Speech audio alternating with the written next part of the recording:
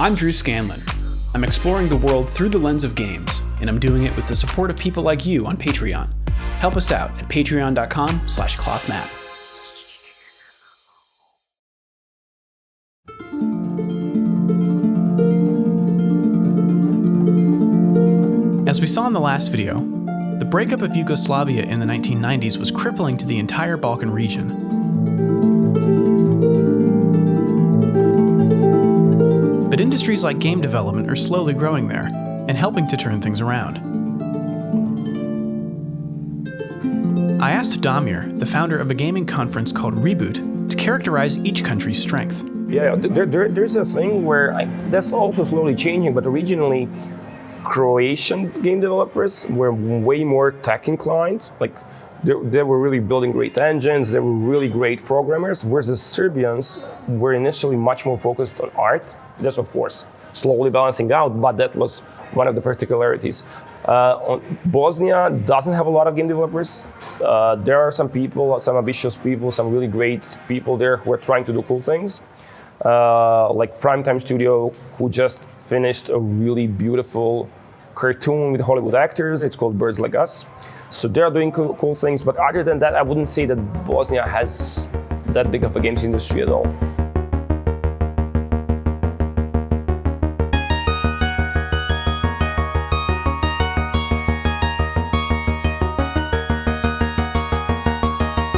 Primetime's office sits on a Sarajevo hillside, and though they still have a render farm on site, further movie-making plans are on hold.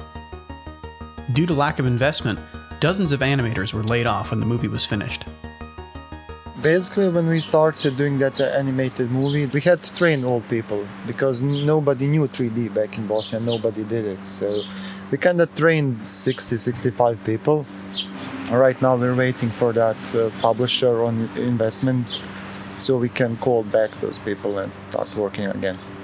Each floor has computers and rooms just waiting for the people to come back.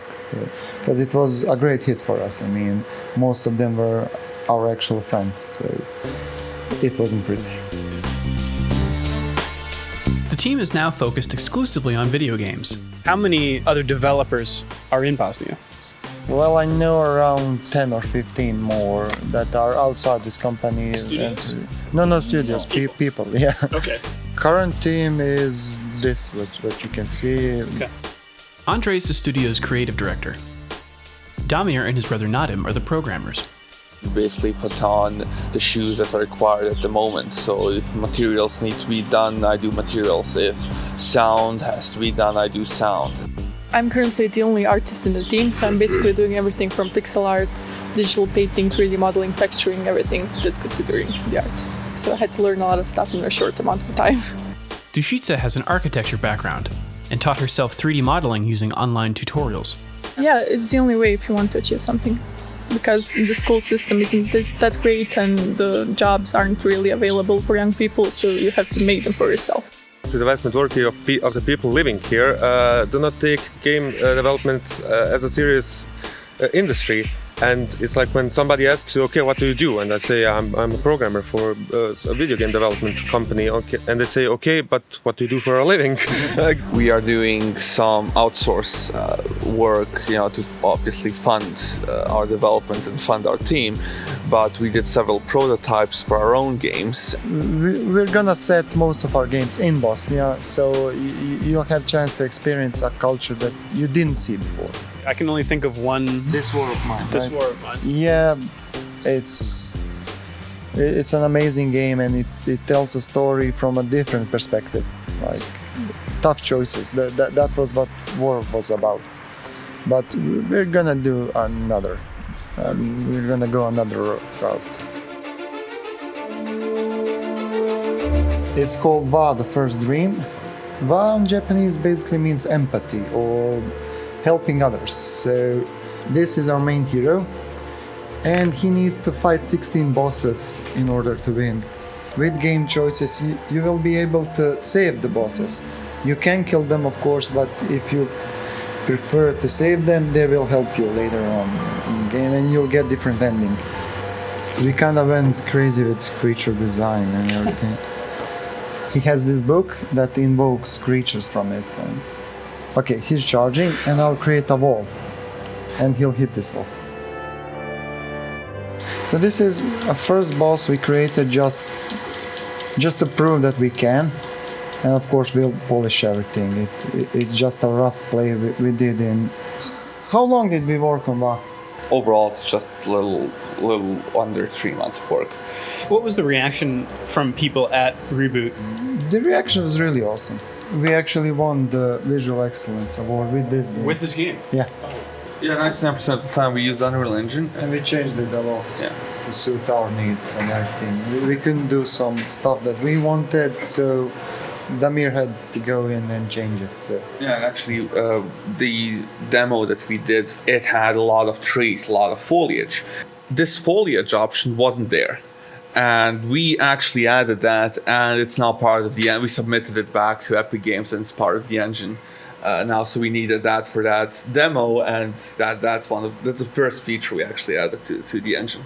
So we're looking for the investors or publishers right now for this game, but meanwhile we're working on other games. So we're trying to move away from war themes with our games and touch upon some of the older culture of Bosnia, because when you dig deeper you find such a wealth of myths, untold story, mythology. By and large, it's a very unique setting that's woefully left unexplored, not just by the world but by the local people here as well. For example, we recorded a song on Bosnian. And when we played that to investors, they thought that it was Elvish. WA has other Bosnian touches too, like these ornate tombstones called steci, which are common throughout the country. When you publish a game, media always calls it first Bosnian game. We personally made 3 first Bosnian games. There are around 15, so. For our recent game, it's called Ragtag Adventurers.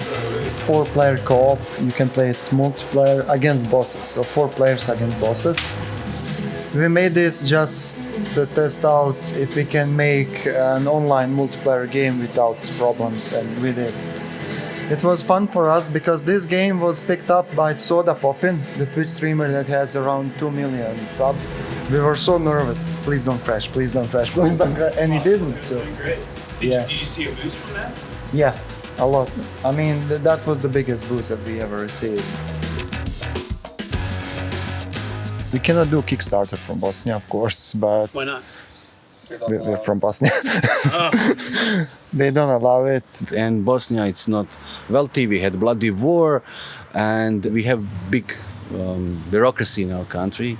We have only country with 3 presidents. We had plans to do a Switch version, but we can't get development kits. They only do European Union market, and we had to do the subsidiary in a European country so that we can actually ship the development kits to us. It's you just kind of have to find workarounds to that. It's not just video game developers that have to find workarounds, of course. As Joe explained, there are also quirks to buying games in Bosnia. These are all digital codes, digital redeeming codes, yeah. You have to set up an account like you're in a different country, because Bosnia doesn't have it. It's not even listed on PlayStation. And you have to use codes from a different country, because everybody here would love to buy from their cards, but they can't because they set up like that. You have to have a card from the country that you're setting up your account. A credit card? Yeah, so your credit card must be from Croatia or from Germany or from UK if you have that account. You cannot use local card. It tells you that it's not for your region. So their only option then... It's just codes. So when a customer comes in here, do they say, I would like... Yeah, for the German account, for English account, for American account, for Croatian account, yeah. And you've got all those? Yeah. Wow. We went to Gamescom and we found crap load of people from America that sells codes, so we get in touch with them and that's how we do it. We buy it from them. I mean, they're selling it on you're not getting $50 for $50. You're getting it for $50, like $53. And therefore, it's much more expensive when you buy it like normal, like you will go Walmart or something Amazon, but you cannot buy those things because you're limited to the country where you're from. Amazon doesn't accept cards from here, and Sony doesn't accept cards from here, so that's it. You're stuck with the cards. I think the Wii U didn't allow it either, but you had to register as being from Croatia. I was always from Italy. So. Yeah, I'm from Italy as well. You can't actually change the store language, so I have an Italian store, so kind of had to memorize it.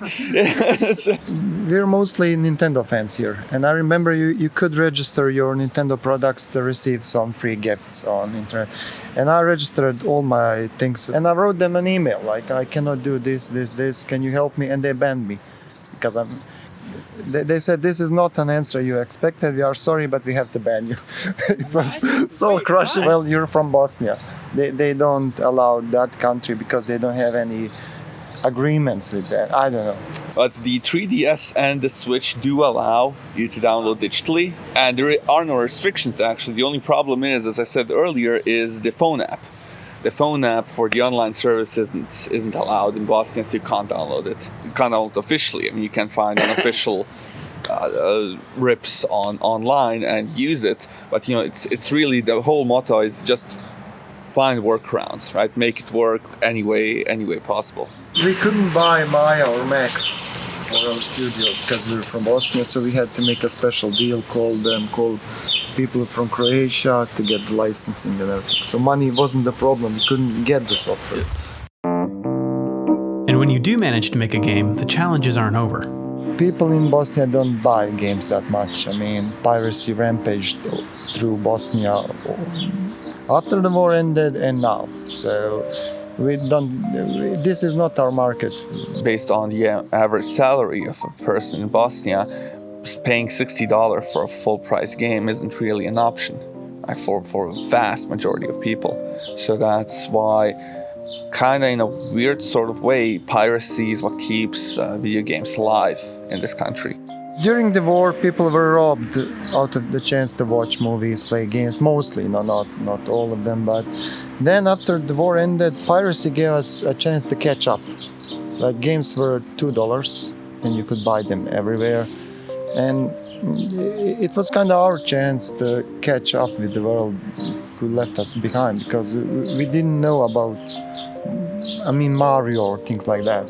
So the good thing is the consoles that came here were direct copies of Japanese consoles. So we played Japanese games mostly, and those were the best games ever. I brought some, it's called Famiclone. So yeah, it's a direct copy of the Famicom.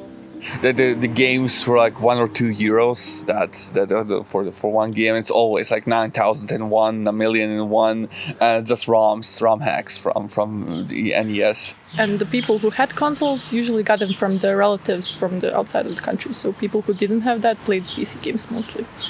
Yeah. It was an amazing experience to go out as a kid and buy those games. We would always take them apart, switch the actual game with some crappy ones, and return them to the shop. And everybody did that. I mean, it was fun. Did you ever then buy one? Yeah. We understand people. Our game, when we published our smaller game on Steam, after 3 or 4 days, there was instruction on YouTube how to play it online and for free. Yeah.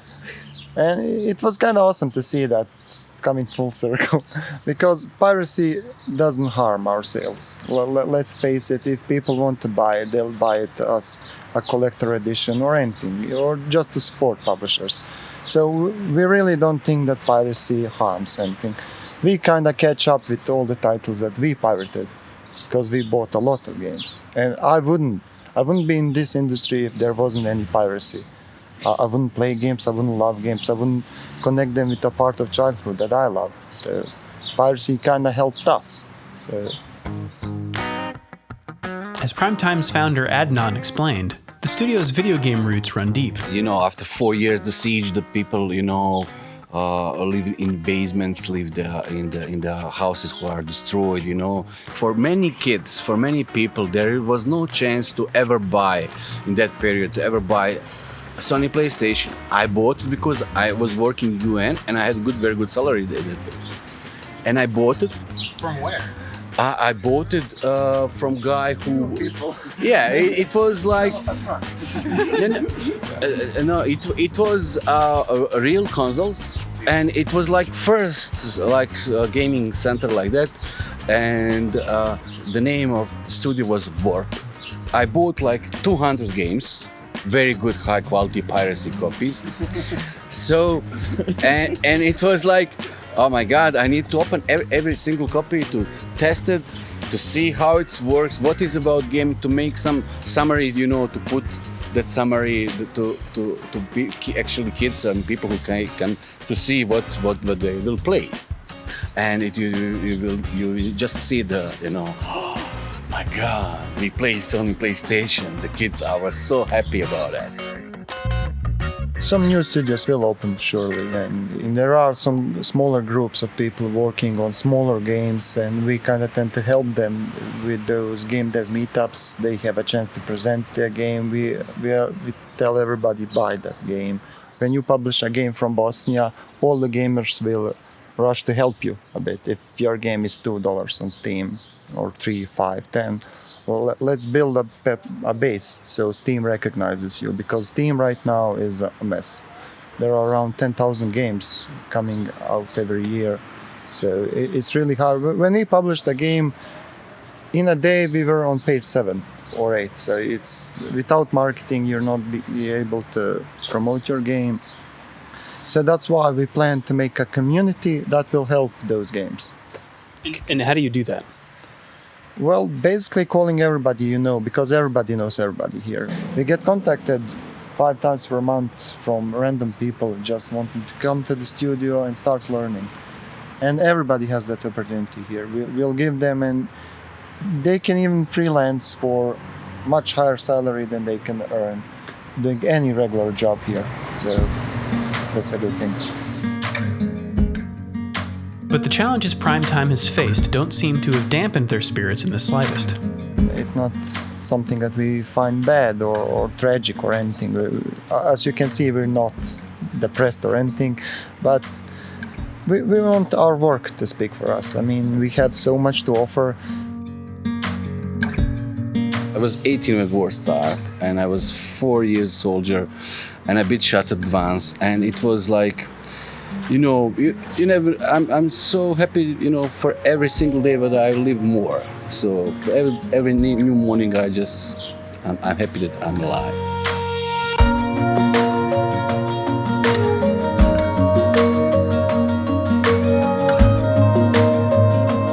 Cloth Map is possible only because of our supporters on Patreon. If you liked this video and want to keep seeing more like it, we'd love to have you with us.